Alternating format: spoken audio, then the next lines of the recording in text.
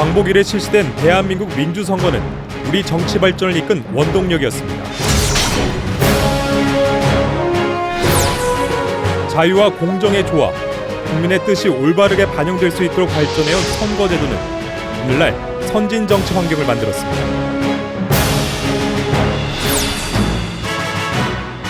우리가 우리 손으로 이룬 대한민국, 세계에 전례 없는 짧은 역사에도 불구하고 자유민주주의 국가로 우뚝 섰습니다. 역동의 민주주의 발전사를 대한민국 선거사에서 삼았습니다.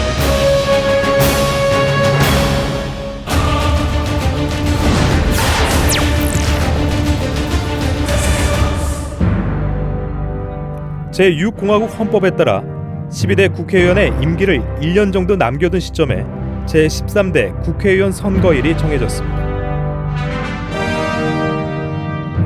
보통 사람이 시대를 내세운 새 정부가 출범한 지 얼마 안 돼 전국은 제13대 국회의원 선거로 관심이 쏠렸습니다.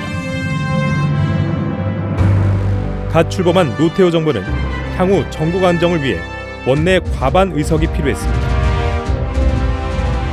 야권에서는 통합론이 제기됐지만 결국 무산됐습니다. 한편 여야는 선거제도를 개편하기 위한 선거법 협상에 돌입했습니다. 그러나 선거구제와 전국구 의석 배분 방식을 놓고 각 당의 정치적 계산이 엇갈리면서 타결을 보지 못하고 있었습니다. 여당이 발의한 소선구제를 골자로 한 선거법 개정안은 야당의 반대에도 불구하고 7분 만에 국회를 통과했습니다. 새 선거법에 따라 각 정당의 의석 확보와 직접 관련이 있는 선거구제와 전국구 의석 배분 방식이 달라졌습니다. 기존의 중선거구제를 폐지하고 소선거구제가 도입됐습니다. 지역구 의석을 늘리는 대신 전국구 의석을 줄였습니다. 전국구 배분 방식도 기존 제1당에게 3분의 1을 배분했던 데서 2분의 1로 낮췄습니다. 선거구제와 달리 전국구 의석 배분 방식은 각 정당의 협상 결과 크게 대립하지 않고 의견 일치한 내용입니다. 그동안 여야 나눠먹기식이라는 비난을 받아왔던 중선거구제가 폐지되고 소선거구제로 치러진 만큼 여야 후보 간 경쟁은 그 어느 때보다 치열했습니다. 민주정의당은 지난 대선에서 승리한 경험을 바탕으로 안정론을 내세웠습니다. 야당은 수도권을 집중 공략하고 당 지도자의 연고 지역에서부터 지지층을 결집해 나가고 있었습니다. 민주화 이후 첫 국회의원 선거가 실시됐습니다. 투표용지 후보자의 기호는 국회 의석 순대로 정해졌습니다. 투표율 75.8%, 민주정의당은 전체 중 125석을 차지하며 과반 의석을 확보하는 데 실패했습니다.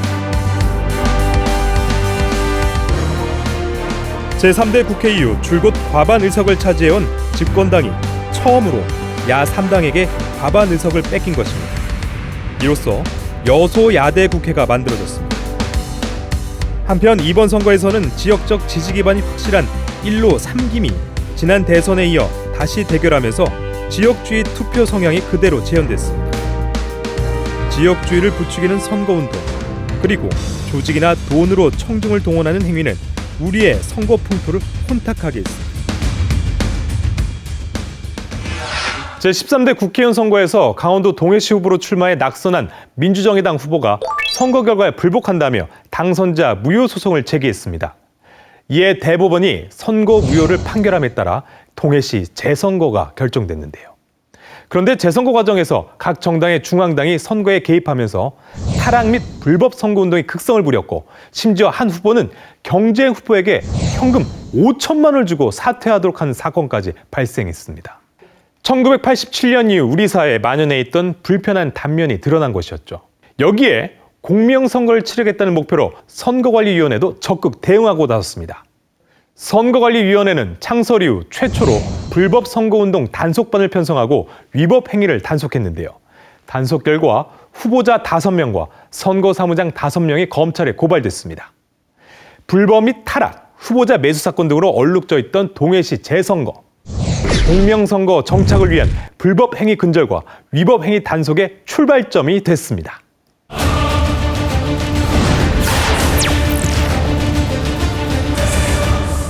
노태우 대통령의 중간평가 문제는 50 비리 청산과 맞물려 당시 최대의 정치 현안으로 부각됐습니다. 노태우 대통령의 중간평가는 유보되었고 중간평가 문제로 평화민주당과 통일민주당의 관계가 악화되어 야3당의 공조체계가 붕괴됐습니다. 민주정의당의 총재인 노태우 대통령과 통일민주당 김영삼 총재, 신민주공화당 김종필 총재는 3당 합당을 추진하여 민주자유당을 만들었습니다. 민주정의당과 통일민주당 그리고 신민주공화당은 민주발전과 국민대화, 민족통합이라는 시대적 과제 앞에 오로지 역사와 국민에 봉사한다는 일념으로 아무 조건 없이 정당법의 규정에 따라 새로운 정당으로 합당한다. 전격적으로 이뤄진 3당 합당. 전국 주도권은 다시 민주자유당이 쥐게 됐습니다. 3당 합당에 합류하지 않은 의원들은 새로운 당을 꾸렸습니다.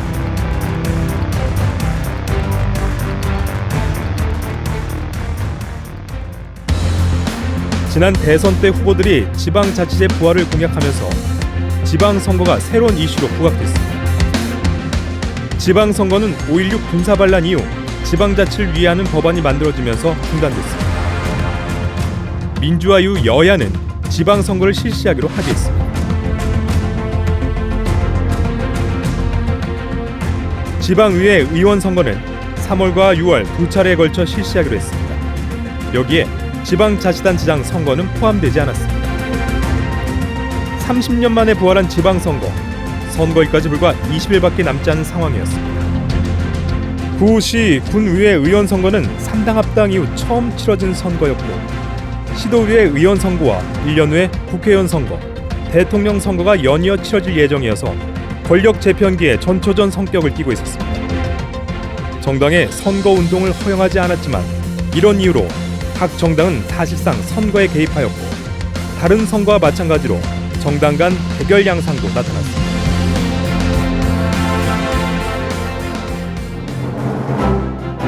(3개월) 후에 실시된 시도의회 의원 선거. 선거제도는 구시 군의회 의원 선거와 큰 차이가 없었습니다. 여당은 정치적 문제를 거론하지 않고 지역 일분론 등을 내세우며 조용하게 선거를 치르려는 선거 전략을 사용하였고 야당은 공안 통치 및 시국 사건 등 정치적 문제를 크게 쟁점화하며 정부와 여당을 공격하는 선거 전략을 사용했습니다. 시도의회 위원 선거 투표율은 앞선 구시 군의회 의원 선거보다 3.9%포인트 높았지만 기대에 못 미치는 낮은 투표율을 보였습니다. 시도의회 의원 선거 결과 민주자유당은 전국 866개 선거구 중 564곳에서 당선자를 배출하며 전국 11개의 시도의회를 장악했습니다. 대통령 선거나 국회의원 선거와는 달리 그 지역에서 일할 사람을 뽑는 선거라는 점에서 지역주의가 어떻게 나타날지도 관심 대목이었습니다. 30년 만에 치러지는 지방선거엔 이렇게 1990년대 최고 전성기를 누렸던 가수부터 프로야구 선수 그리고 탤런트 등도 출마했습니다. 기대 속에 치러진 지방선거는 아쉽게도 50%대 낮은 투표율을 기록하며 끝이 나고 말았습니다. 농촌의 경우 선거 기간이 농번기와 겹쳐 투표하러 가기 힘든 상황이었던 점도 낮은 투표율을 기록한 원인 중 하나였습니다. 대부분 이때까지는 지방자치에 대한 인식이 부족했고 여야 간 대립과 갈등이 정치의 불신을 낳아 선거 무관심으로 이어진 것으로 분석됐습니다. 각종 정치적 난관을 뚫고 30여 년 만에 다시 실시된 지방선거. 전반적으로 낮은 투표율은 시급히 해결해야 할 과제로 부각됐지만 풀뿌리 민주주의의 재출발을 알리는 신호탄이 됐습니다.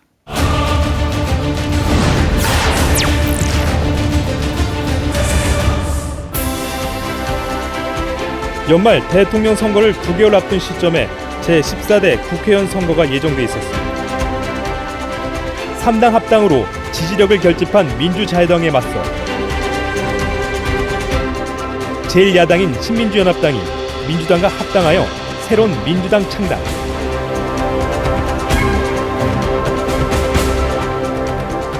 우리나라 최대 재벌 중의 하나인 현대그룹의 정주영 회장이 중심이 되어 통일국민당이 창당하였습니다.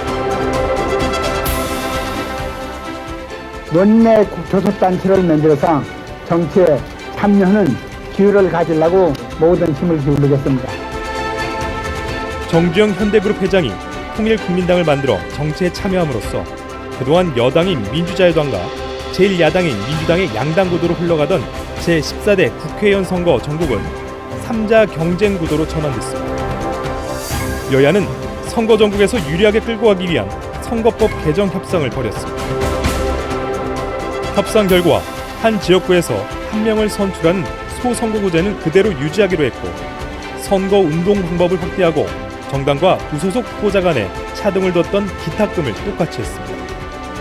그리고 전국구 의석 배분 방식이 바뀜에 따라 소수 정당의 의회 진출 기회가 전보다 확대됐습니다.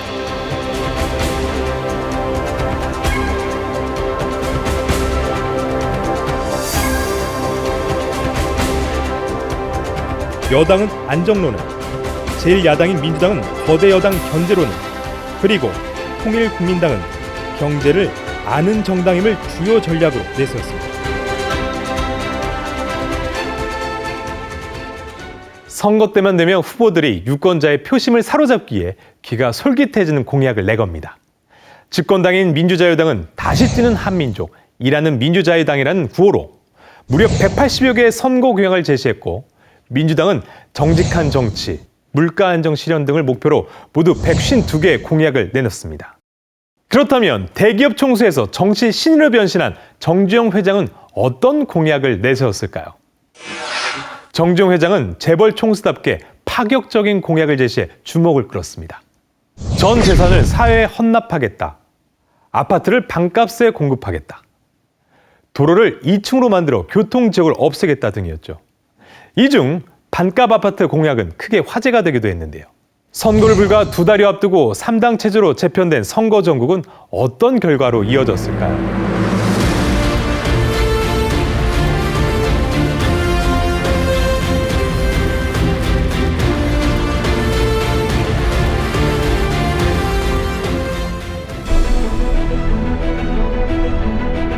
제14대 국회의원 선거가 실시됐습니다.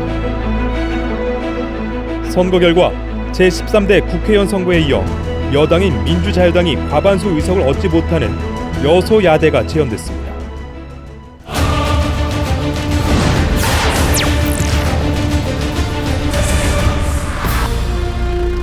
제14대 대통령 선거는 연초에 있었던 국회의원 선거를 전초전으로 일찍부터 열기가 달아올랐습니다.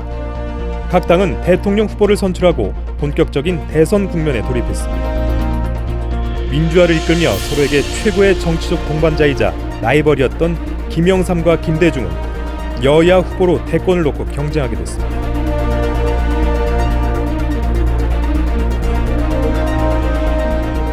여기에 정주영 회장과 양김 정치 타파를 표방한 박찬종 의원이 도전했습니다. 대통령 선거를 넉 달여 앞두고 한준수 전 충남 연기군수가 지난 14대 국회의원 선거 때 정부가 조직적으로 선거에 개입했다는 사실을 폭로했습니다. 관건 선거 논란이 계속되면서 여론은 악화돼 갔습니다. 다음날 노태우 대통령은 집권 여당인 민주자유당의 당적을 포기하고 중립 내각을 구성하겠다는 의사를 밝혔습니다. 여야는 대통령 선거법과 선거관리 효율성을 도모하기 위한 선거관리위원회법 일부를 개정하는 데 합의했습니다. 후보자 방송 광고가 허용되면서 TV에서 후보자를 선전하는 광고 CF를 보게 됐습니다. 후보자들은 자신의 이미지를 경쟁적으로 내세우기 시작했습니다. 민주자유당 김영삼 후보의 선거 전략은 한국병 치유와 신한국 창조를, 민주당 김대중 후보의 선거 전략은 정권 교체, 여기에 맞선 통일국민당 정주영 후보의 선거 전략은 경제 대통령론을 내세웠습니다. 제14대 대통령 선거 때부터 후보자의 정치 철학과 공약을 담은 인쇄물을 직접 유권자에게 배포할 수 있게 됐는데요. 민주화 투쟁에 앞장섰던 김영삼 후보는 지난 40년간의 정치 역경과 개혁의 의지를 정책집에 담아냈습니다. 김대중 후보는 이번엔 바꿉시다. 추락하는 용은 날개가 있다라는 제목의 인쇄물을 유권자에게 나눠줬습니다. 그리고 정주영 후보는 대한민국 격동기 자신의 성공 신화를 소개하면서 경제위기의 능력을 적극적으로 알렸고요. 박찬종 후보는 밝은 정치, 밝은 정부, 알찬 경제를 목표로 새로운 대한민국을 열겠다는 정치적 철학을 정책집에 담았습니다. 그런데 이런 인쇄물에 상대 후보를 비난하는 내용을 실어 논란이 되기도 했고요. 제작 수량을 초과해서 통제 불능 상태에 이른 문제까지 발생했습니다. 이런 이유로 제19대 대통령 선거 때부터 소형 인쇄물 작성은 후보자가 직접 하되 배부는 선거관리위원회에서 하는 것으로 바뀌었습니다. 정주영 후보를 둘러싼 금권 선거 논란은 대선 전국의 뜨거운 쟁점으로 부각됐습니다.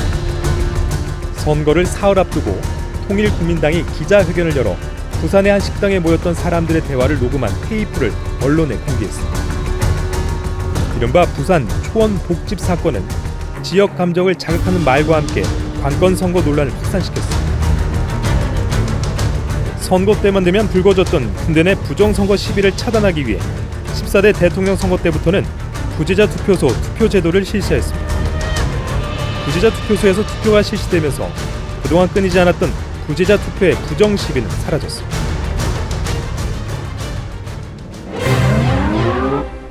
선거 결과 42%의 투표를 얻은 김영삼 후보가 제14대 대통령에 당선됐습니다. 김영삼은 영남, 김대중 호남, 정주영은 강원도에서 높은 지지율을 보였고 유권자들의 지역주의 투표 성향은 전보다 심화된 형태로 나타났습니다.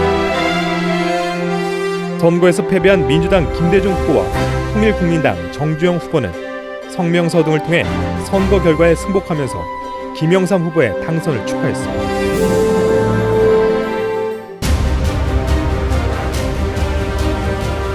대통령으로서의 직책을 성실히 수행할 것을 국민 앞에 엄숙히 선서합니다.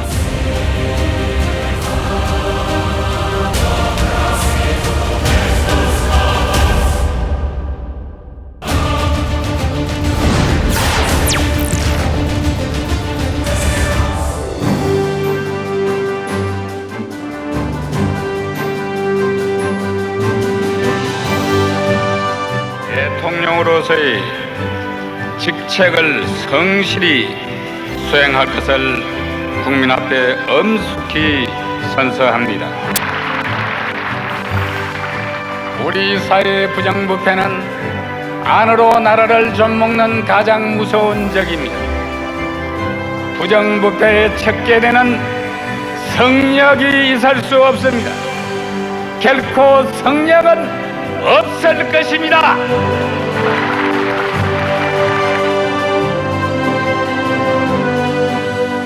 새롭게 출범한 문빈 정부가 내세운 제1국정과제는 우리 사회에 만연해 있는 부정부패 척결을 통한 신한국 창조였습니다. 특히 정치개혁의 의지를 분명히 했습니다. 우리가 먼저 달라져야만 합니다. 우리가 먼저 깨끗해져야 합니다. 이 김영삼이한테 앞으로 5년 동안 대통령에 재임하는 동안에 나에게 돈 줄 생각을 하지 말아라. 절대 받지 않아야 합니다. 문민정부 출범 이틀째, 김영삼 대통령은 스스로 재산을 공개함으로써 고위공직자 재산 공개 파문을 일으켰습니다. 문민정부 출범 2년을 넘긴 1995년 6월, 전국 단위 첫 선거는 지방선거였습니다. 지난 대통령 선거에서 패배한 후 정계 은퇴를 선언했던 김대중이 정치적 행보를 시작했습니다. 국민 여러분께 드린 정계 은퇴의 약속을 지키지 못한 데 대해 진심으로 사과의 말씀을 드립니다. 그리고 민주자유당을 탈당한 김종필은 신당을 창당해 세를 확장해가고 있었습니다. 지방선거를 앞두고 전국에는 신삼김 시대가 형성됐습니다. 한편 선거 본연의 기능을 강조한 김영삼 대통령은 선거 제도 개선의 의지를 분명히 했습니다. 선거 기간 동안 당선만 되면 그만이란 식으로 막대한 선거 자금을 살포해 심각한 폐해를 낳은 선거 풍토는 시급히 바로잡아야 할 과제였습니다. 이에 선거 풍토를 일신하고 불법 선거운동을 보다 엄격하게 규제하기 위해 공직선거 및 선거 부정방지법을 제정하게 됐습니다. 제1회 전국 동시지방선거 이전까지는 대통령 선거나 국회의원 선거, 그리고 지방의회 의원 선거와 지방자치단체장 선거마다 개별 선거법을 제정해 선거를 치렀는데요. 그래서 1995년 전국 동시지방 선거를 앞두고 4개의 개별 선거법을 하나로 묶는 통합선거법이 제정됐습니다. 이 통합선거법의 정식 명칭은 공직선거 및 선거부정방지법인데요. 명칭 자체에 선거 부정방지라는 표현을 넣음으로써 국민의 대표자를 선출하는 선거에 어떠한 부정도 용납하지 않겠다는 우리의 강력한 의지를 나타냈습니다. 통합선거법 제정은 과거 금권이 난무하던 정치에서 탈피해 깨끗한 정치를 실현하는 최소한의 토대가 되었습니다. 제1회 전국 동시지방 선거는 지방의회 의원과 그동안 연기됐던 지방자치단체장을 선출하는 선거까지 4개의 선거를 동시에 치르기로 했습니다. 통합선거법에 따라 선거제도에도 많은 변화가 있었는데 피선거권자의 연령이 25세로 조정됨에 따라 공직선거에 입후보할 수 있는 기회가 확대됐습니다. 그리고 임명되었던 자치단체장도 주민이 직접 선출할 수 있게 됐습니다. 또 시도의회 의원 선거에 처음으로 비례대표제가 도입됐습니다. 선거에 출마한 후보는 모두 15,596명. 선거전은 3파전으로 전개됐습니다. 시민들의 살림을 보다 편안하게 하겠다는 분명한 계획이 없었습니다. 과 서의와 그리고 애국심을 가진다면 정치를 못할 바가 없다. 제가 당선된다면 제 배후에는 오로지 여러분 시민만이 있을 따름입니다. 선거법 개정으로 무엇보다 신문이나 방송을 이용한 선거운동이 뜨거웠습니다. 사상 처음으로 TV 토론회가 열렸습니다. 또 법으로 금지된 사람이 아니면 누구든지 선거운동에 참여할 수 있게 됐고 공개 장소에서 연설을 하거나 대담을 할 수 있는 제도가 처음으로 도입됐습니다.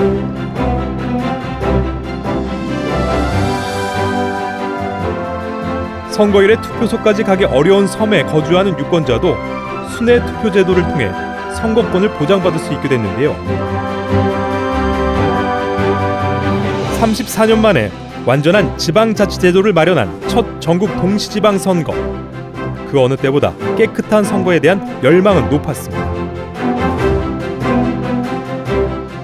투표율은 68%에 달했습니다. 선거 결과 당선자를 많이 배출한 정당은 민주당, 집권당인 민주자유당, 그리고 자유민주연합 순으로 나타났습니다. 1991년 시도의회 의원 선거 때보다 여성 의원 수가 2배 이상 증가했습니다. 시도의회 비례대표제 도입으로 주요 정당이 여성을 우선적으로 공천한 게 크게 작용했습니다.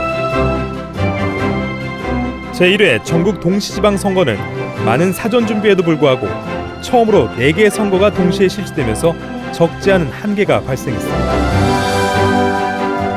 그러나 중단됐던 지방자치제가 34년 만에 제도적으로 완전히 부활된 선거로 진정한 의미에서 지방자치시대의 개막이라 할 수 있습니다. 아울러 지방자치단체장의 선출로 지방 권력의 균형을 유지할 수 있게 됐습니다.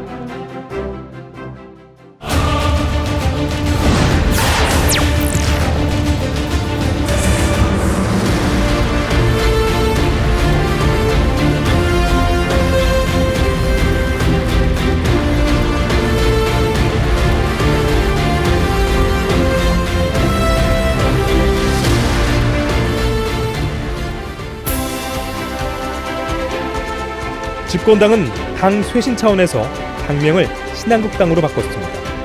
그리고 절반에 가까운 현역 의원을 교체하고 새로운 인재를 영입하며 제15대 국회의원 선거를 준비하고 있었습니다. 한편 야당도 빠르게 재편되고 있었는데 지방선거 이후 본격적인 정치활동을 시작한 김대중은 신당을 창당했습니다. 충청권에서 세를 과시한 김종필의 자유민주연합당, 지역주의 정치를 반대한 의원들이 통합민주당을 창당하며 선거에 참여했습니다. 이렇게 제14대 국회의원 선거 전국은 신사당 체제로 굳혀졌습니다. 새로 제정된 통합선거법을 적용한 첫 국회의원 선거. 이 선거에서 전국구 배분 방식은 지역구 의석수에 따라 의석을 배분하는 방식이 아닌 정당별 득표율에 따라 의석을 배분하도록 했습니다. 이에 따라 지역구 의석수와 정당별 득표율 간의 격차가 조금은 좁혀지게 됐습니다. 평균 경쟁률이 5.5대 1로 63년 6대 총선 이후 가장 치열한 경쟁입니다. 전국 253군데 지역구에 모두 1,389명이 출마하는 이번 총선의 평균 경쟁률 5.5대 1은 지난 63년 6대 총선 이후 가장 높은 것입니다. 지역구 후보자 경쟁률은 제7대 국회의원 선거 이후 가장 높았습니다. 신한국당은 개혁의 완성과 국정 안정을 위한 안정론, 김대중과 김종필 견제하고자 세대 교체론을 전면으로 내세웠습니다. 한편 새정치국민회의는 견제론과 경제 제일주의를, 청와대의 전면적인 개편을 찬양하고 이렇게 해야만 이번 장모씨 사건을 진정으로 해결하는 길이라고 생각하는데, 통합민주당은 삼김 정치의 종식과 함께 세대 교체론을 내세웠습니다. 비자금에 대한 내용을 샅샅이 밝힐 청문회를 개최하리라는 것을 여러분 앞에 약속드립니다. 전국 16,394개 투표소에서 일제히 투표가 시작됐습니다. 15대 국회의원 선거는 김영삼 정부 3년차에 실시되는 다음 대권의 향방까지 내다볼 수 있는 선거였습니다. 이번 총선에서 신한국당은 지역구 121석에 전국구 18석에서 139석, 국민회의는 지역구 66석에 전국구 13석에서 79석. 신한국당은 전체 중 139석을 차지하며 과반 의석을 확보하는 데 실패했습니다. 새정치국민회의는 수도권과 호남 지역에 선전하며 79석을, 자유민주연합당은 충청권 등에서 높은 지지를 받으며 50석을 얻었습니다. 반면 통합민주당은 15석을 얻는 데 그쳐했습니다. 우리나라는 1987년 민주화 이후 대통령 직선제를 시전함으로써 제도적, 절차적 민주주의를 위해 진일보했는데요. 그런데 이렇게 제도적으로 발전은 이뤘지만 오랫동안 불완전한 민주주의 상태에 머물러 있었습니다. 민주주의에 대한 우리의 열망이 제도를 통해 실현되기에는 제도 자체가 성숙하게 운영될 수 있는 사회문화적 기반이 형성되지 못했기 때문인데요. 프랑스 철학자 루소는 사회 질서는 대리석에 새겨진 법조문이 아니라 시민들의 마음에 새겨진 법에 달려있다라고 말했습니다. 그러니까 민주주의 요체는 제도 자체가 아니라 사람으로 시민들의 민주적 의식과 역량이 민주주의의 핵심이란 얘기입니다. 이를 이끌어내기 위한 것은 민주시민 교육이죠. 1996년 5월 10일 마침내 선거연수원이 공식 출범함으로써 본격적인 민주시민 교육의 장이 열렸습니다.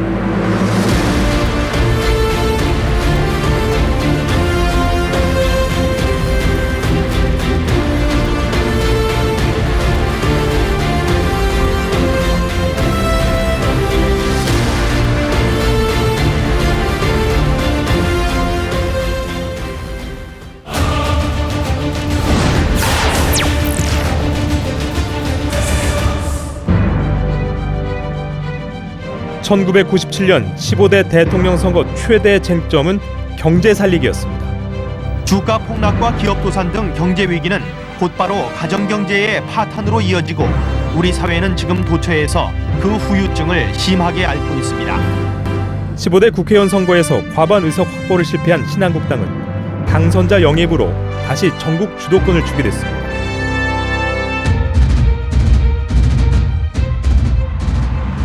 여기에 야당은 공동으로 장외투쟁을 벌이며 결속을 다지고 있습니다. 경제 위기 속에서 정부 심판론이 확산되자 신한국당은 집권 여당으론 처음으로 당내 경선을 실시했습니다. 경선에서 9명의 후보가 각축을 벌이면서 2차 결선 투표까지 이어진 끝에 이회창 후보가 이인재 후보를 누르고 대통령 후보로 결정됐습니다.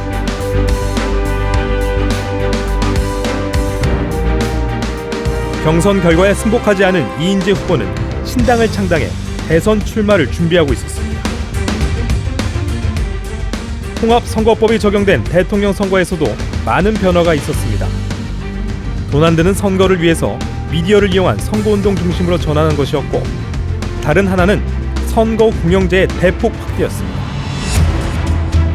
당내에서 양김 불가론이 확산되자 김종필과 김대중은 이른바 DJP 연합으로 선거 공조 체제를 이루고 후보 단일화에 합의했습니다.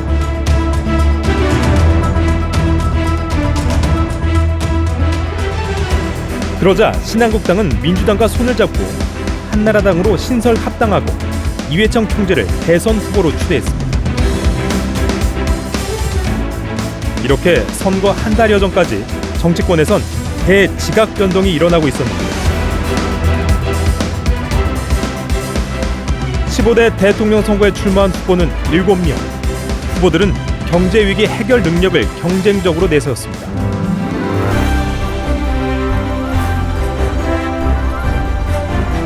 특히 제15대 대통령 선거에서 새로 도입된 언론기관 초청 대담 토론회와 공영방송 TV 토론회가 유권자들의 이목을 집중시키면서 대통령 선거의 선거운동 양상을 바꿔놨습니다. 대화 수급의 안정을 대회에 보여서 신용도를 높여야 합니다. 그 다음에 이제 부신 채권을 정리를 해야 됩니다. 무엇을 어떻게 하느냐 하는 것도 중요하지만 어떻게 할 수 있는 정부가 들어서느냐가 중요합니다. 빨리 국회를 열어가지고 적어도 3조 원 정도 이 실업 대책에 대한 예산을 확보해가지고. 최대 쟁점은 경제 살리기였습니다. 선거 막판까지 TV를 통해 후보자들 간의 공방이 오가면서 결과를 예측하기 힘든 접전이 펼쳐졌습니다. 저녁 8시 35분 김대중 후보가 개표 시작 후 처음 선두 자리에 올랐습니다. 이회창 후보와는 불과 39만여 표 차이로 김대중 후보의 당선이 확정됐습니다.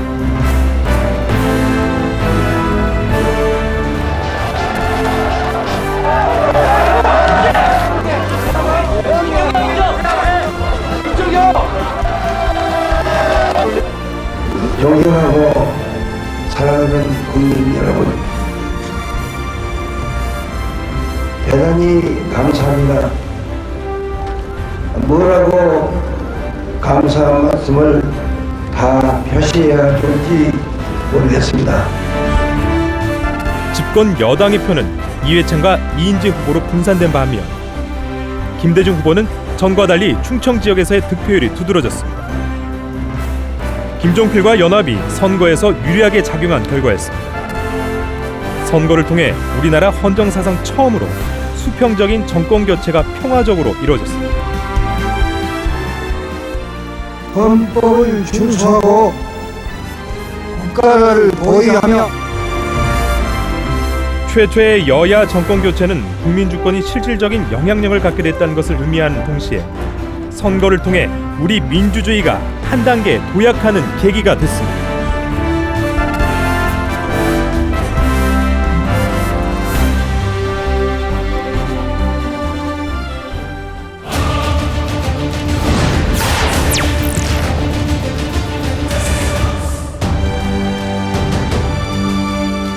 국민의 정부가 출범한 뒤 첫 전국 단위 선거는 제2회 지방선거였습니다.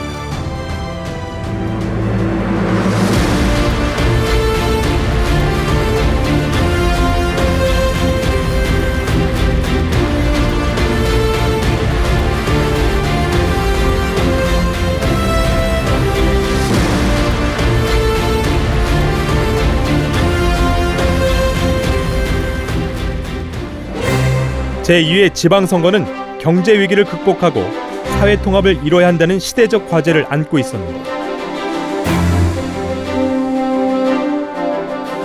그러나 국회에선 국무총리 인준을 놓고 진통을 겪고 있었습니다. 여야 관계도 급격히 냉각되고 있었습니다. 지방선거를 2달여 앞둔 시점에 영남의 4곳에서 치러진 국회의원 재보궐선거에서 한나라당이 전 지역을 석권하면서 야당의 승리로 끝났습니다.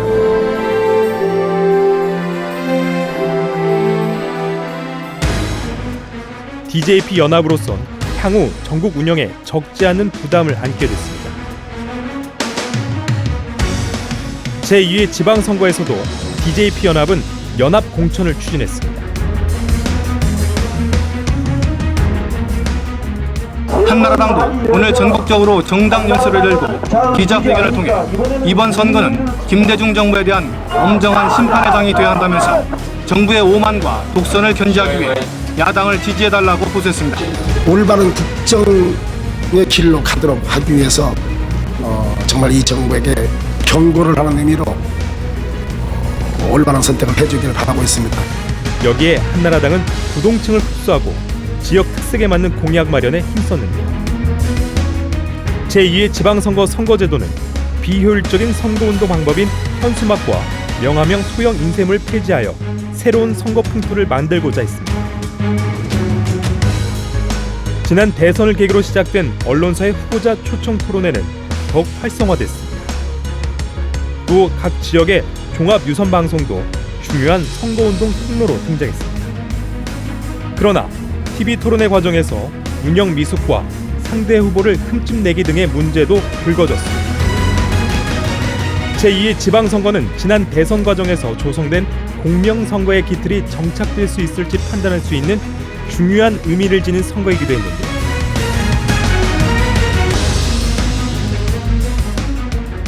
그런데 여소야대 정국과 맞물려 지방 일꾼을 뽑는 선거에 중앙 정치권이 과도하게 개입했습니다. 선거운동 기간 내내 최대의 쟁점은 정계 개편과 외환 위기 책임이었습니다. 5년 후에는 완전히 고생으로부터 벗어나기 위해서는 한나라당을 여러분들이 지지해 주셔야 됩니다. 국민들이 나서서 민주주의의 휘처리를 들고 이번 투표로서 이 한나라당을 심판해야 옳다. 정당과 후보들 간의 과열 경쟁과는 달리 유권자들의 관심은 낮았습니다.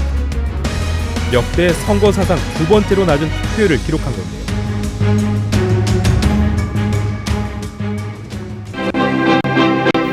KBS 투표자 조사 결과 서울시장에는 국민의힘의 고건 후보가 58.5%를 얻어 당선이 유력한 것으로 보입니다. 경기도 역시 국민의힘의 임창열 후보가 57.4%로 유력시되고 있고, 인천은 자민련의 최기선 후보가 58.7%로 당선이 유력시되고 있습니다. DJP 연합이 수도권을 비롯해 시도지사를 휩쓴 데 이어 광역 및 기초단체장 선거에도 크게 승리했습니다. 반면 수도권에서 패한 한나라당은 영남과 강원 전역에서 독점적인 득표율을 보였습니다. 지역별로 일당이 지배하는 체제는 뚜렷이 나타나는 지역 대립, 동서 분할의 정당 구도는 무거운 숙제로 남는 선거였습니다.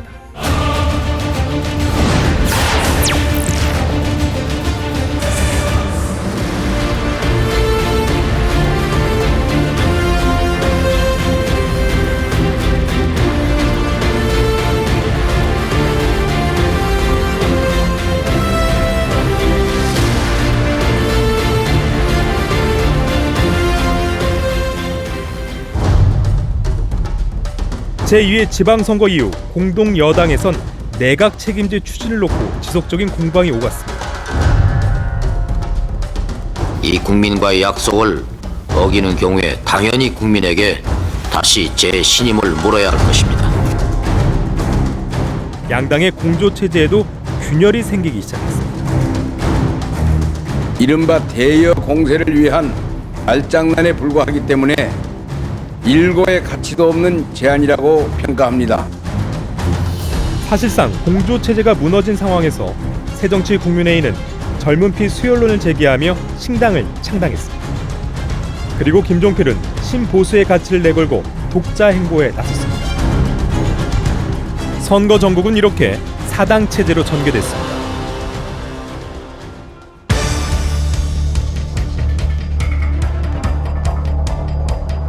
여야는 선거를 2달여 남겨놓고 선거법 개정안에 극적인 합의를 이뤘는데요.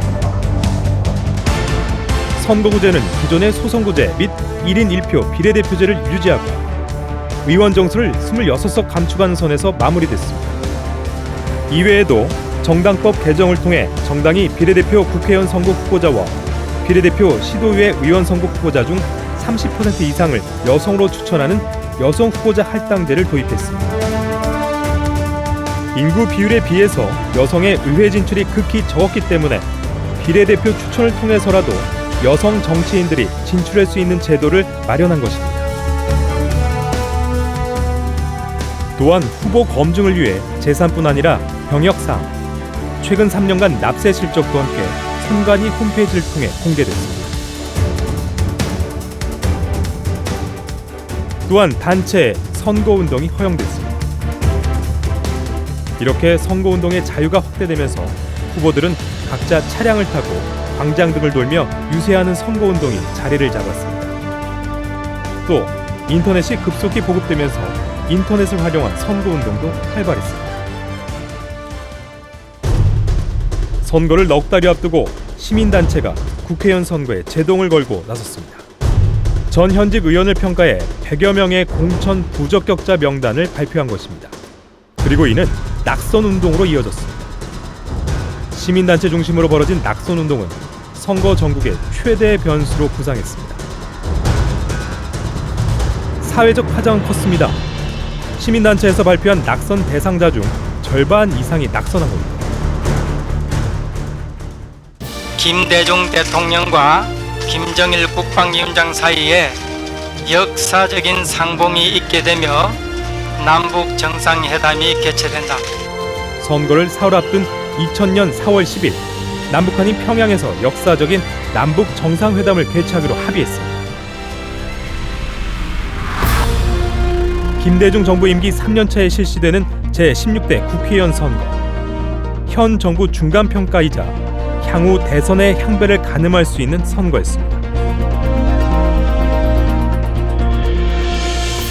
오늘 새벽에 끝난 개표 결과 민주당은 수도권에서 승리하면서 지역구 96석, 비례대표 19석 등 115석을 차지했고 한나라당은 영남 의석 65석 가운데 64석을 싹쓸이하면서 지역구 112석과 비례대표 21석 등 133석을 얻어 원내 1당을 고수했습니다. 선거 결과는 한나라당과 새천년 민주당, 양당 구도의 정립이라고 볼 수 있습니다. 양당은 전체 273석 중 90%에 달하는 248석을 차지했으며 다른 정당에서는 자유민주연합만이 17석으로 두 자릿수 의석을 가져갔을 뿐이었습니다. 또한 여성 의원들의 활약도 두드러졌습니다. 비례대표 30% 이상을 여성 후보로 추천한 제도가 큰 역할을 했습니다.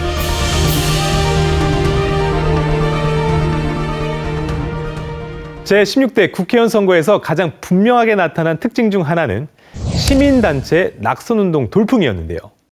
시민단체들이 그동안 정당의 전유물로만 인식되었던 공천 과정에 개입해 영향력을 행사한 초유의 사건이었습니다. 시민단체의 활동은 그동안 정치인 중심으로 이루어졌던 선거 흐름을 바꿔놓을 정도로 새로운 문화를 낳았으며 유권자의 정치 참여폭을 확대하는 데 일정 부분 기여했습니다.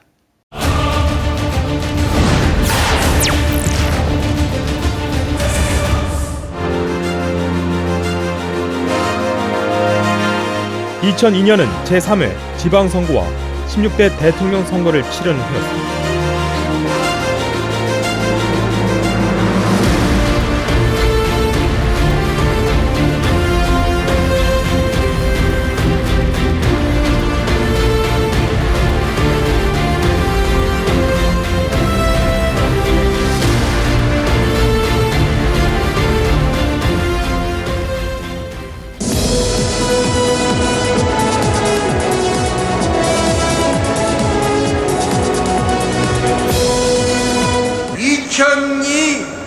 한일 피파 월드컵의 개막을 선언합니다. 이영표가 올려줍니다. 2002년 온 나라는 월드컵 열기로 들썩이고 있었습니다.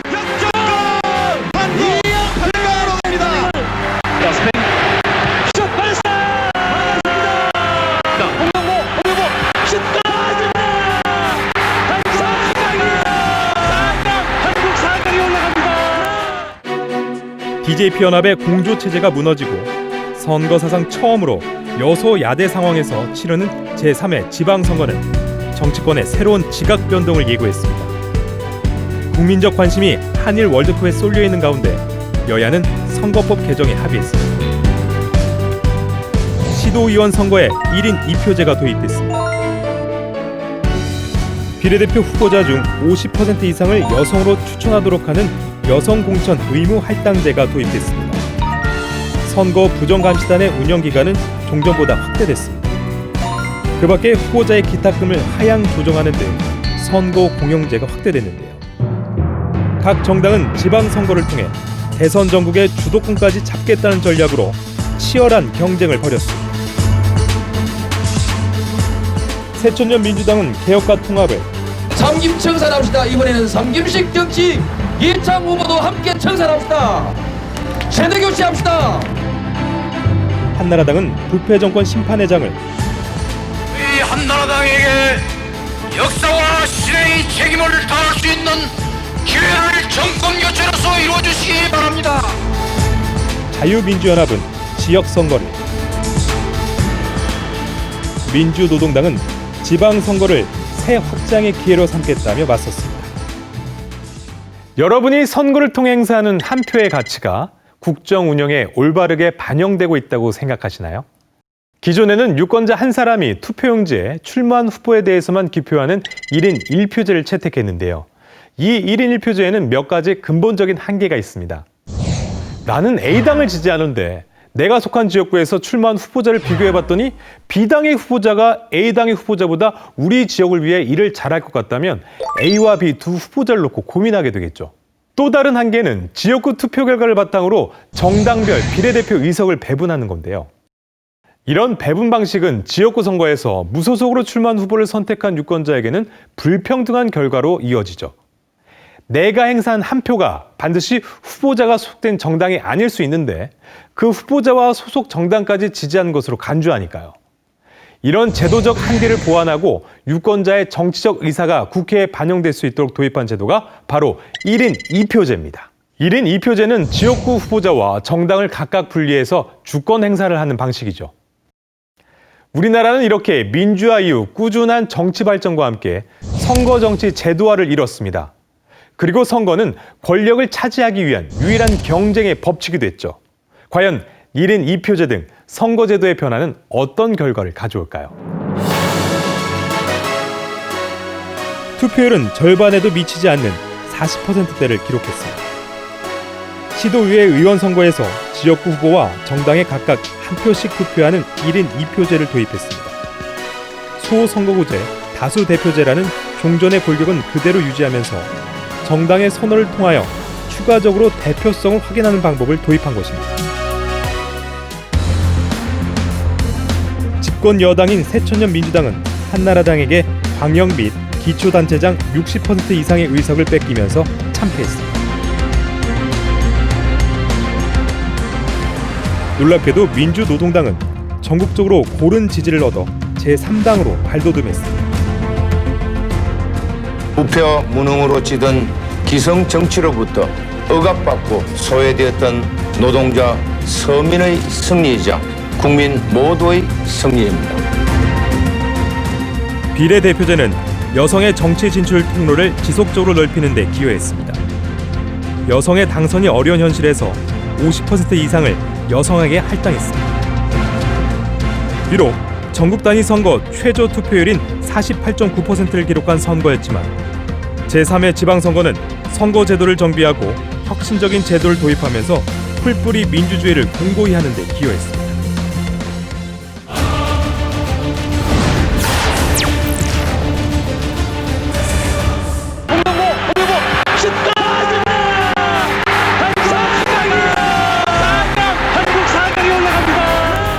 온 나라가 월드컵 4강 진출이라는 감동적인 신화에 흥분해 있었지만 정치권은 다른 온도차를 보였습니다.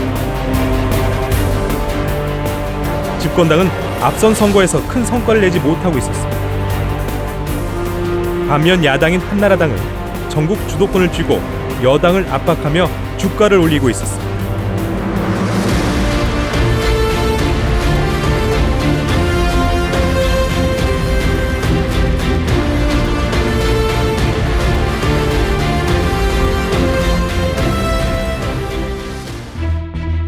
김대중 정부의 마지막 선거, 16대 대통령 선거를 앞두고 새천년 민주당은 일반 국민을 참여시켜 대통령 선거 후보를 지명하는 국민참여 경선제를 실시했습니다. 우리 정치사상 초유의 국민참여 경선제는 참여 민주주의에 대한 국민적 공감대를 형성하는 데 크게 공헌했습니다. 그동안 당 총재에게 집중됐던 후보 선출권을 당원과 국민들에게 돌려줌으로써 참여 민주주의의 폭과 깊이를 한 단계 끌어올렸던 겁니다. 이로써 정당 역사상 처음으로 당원이 아닌 일반 유권자 3만 5천 명이 후보 선출 과정에 직접 참여해 자신의 의사를 반영할 수 있었습니다. 경선 전부터 국민선거인단 모집에 180만 명이 넘는 사람들이 지원하면서 국민적 관심을 불러일으켰습니다. 경선 돌입 직전까지만 해도 이인재 후보의 대세론을 의심하는 시각은 많지 않았습니다.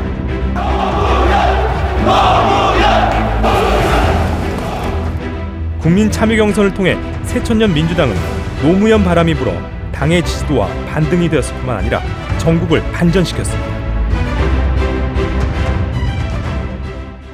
노무현 후보가 당선되었음을 선포합니다. 최종 결선 투표에서 노무현은 사상 첫 국민 참여 경선을 통해 대통령 후보로 확정됐습니다. 과 분열의 시대를 끝내고 개혁의 시대, 통합의 시대로 함께 나아갑시다. 한편 한나라당은 여유 있게 대통령 선거를 준비하고 있었습니다. 앞선 선거에서 잇따라 승리하며 확고한 원내 일당의 입지를 굳힌 이회창 총재가 각종 여론조사에서 1위를 유지하며 대세론을 확산시키고 있었습니다.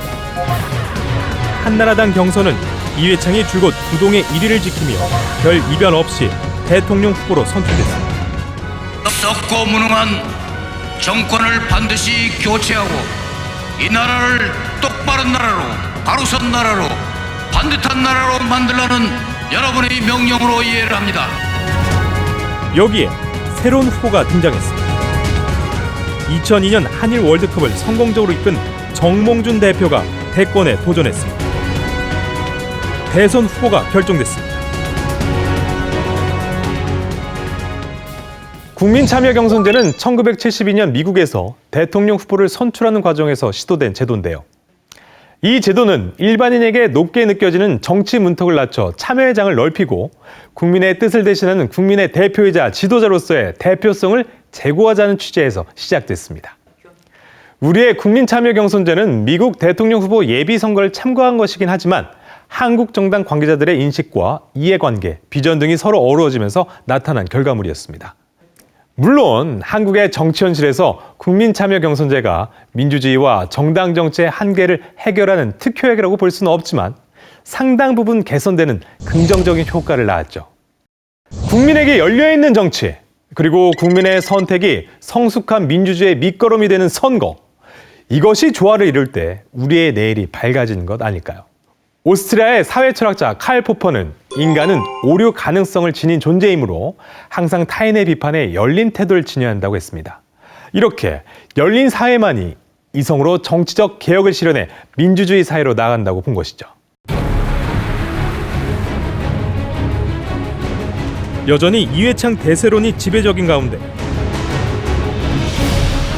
김대중 대통령은 셋째 아들 홍걸씨에 이어 둘째 아들 홍업씨까지 구속된 데 대해 모든 것이 자신의 부족함과 불찰에서 비롯됐다며 자식들은 법에 따라 엄정한 처벌을 받게 될 것이라고 말했습니다. 대통령 측근 비리 의혹이 검찰 수로 이어지자 새천년 민주당은 내분에 휩싸였습니다. 순항하는 듯하던 노무현의 지지율은 15%까지 떨어졌습니다. 선거를 한 달여 앞두고 노무현은 정몽준과 손을 잡고 후보 단일화에 성공했습니다. 그러자 여론조사에서 노무현 후보가 이회창 후보를 앞지른 상황이 벌어졌습니다. 지난 5년간 잃어버렸던 당신의 꿈을 되찾아드리고 싶습니다. 이들은 이회창을 선택할 것입니다. 한 번 더 생각해보세요. 나라다운 나라를 만들 사람 누구입니까? 누가 할 수 있겠습니까? 나라다운 나라 이회창과 함께 만듭시다. 후보들은 유권자의 감성에 어필하는 이미지 마케팅에 중점을 뒀습니다. 국민에게만 비친 대통령 노무현. 국민 여러분만을 위해서 일하겠습니다. 국민이 대통령입니다.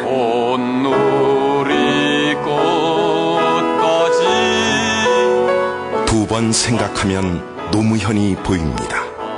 대한민국 새 대통령 노무현. 후보와 유권자 간 쌍방향 커뮤니케이션이 신속한 인터넷 선거운동은 큰 위력을 발휘했습니다. 특정 후보를 지지하는 팬클럽이 자발적으로 만들어지기도 했습니다. 노3호가 탄생한 것은 지난 4.13 총선 직후 지역주의 덫에 좌절한 노무현 당선자를 지키기 위해였습니다.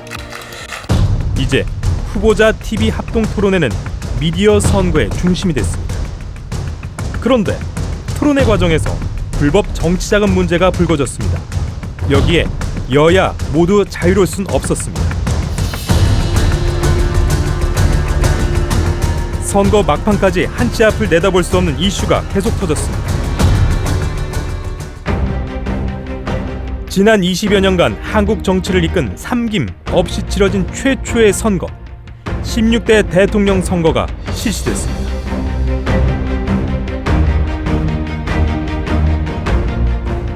개표 초반부터 이회창, 노무현 후보가 1위를 두고 손에 땀을 쥐게 하는 접전이 펼쳐졌습니다.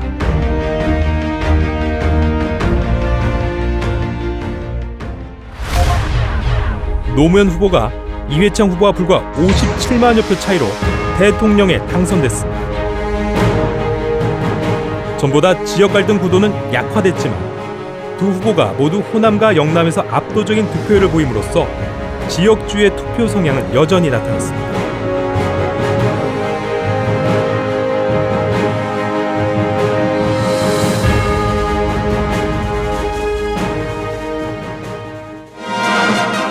노무현의 참여정부가 새롭게 출범했습니다. 사회의 건강을 위해서 반칙과 특권이 용납되는 시대는 이제 끝내야 합니다. 우리 정치사상 처음으로 시도한 국민참여 경선제는 이후 다른 선거에도 상향식 공천이 정착되도록 한 계기가 됐습니다. 또 인터넷 선거운동은 새로운 세대의 정치 참여를 이끌어 우리 선거사에 새로운 문화를 낳았습니다. 대한민국 민주주의 발전은 선거의 역사와 함께했습니다. 공명 선거는 민주정치의 발전을 가져왔고 공명정대한 선거 관리를 위한 노력은 지금도 계속되고 있습니다. 금권 및 불법 타락 선거는 현저히 줄었고 정책 선거가 자리를 잡았습니다. 자유롭고 공정한 경쟁의 장, 세계의 여러 나라에 흩어져 있는 우리 국민들까지 선거에 참여할 수 있는 제도가 마련됐습니다. 우리의 역사를 만들어온 선거, 대한민국 선거는 세계 민주주의 실현에 기여할 만큼 눈부시게 발전했습니다. 그리고 공명 선거를 위한 노력은 앞으로도 계속될 것입니다.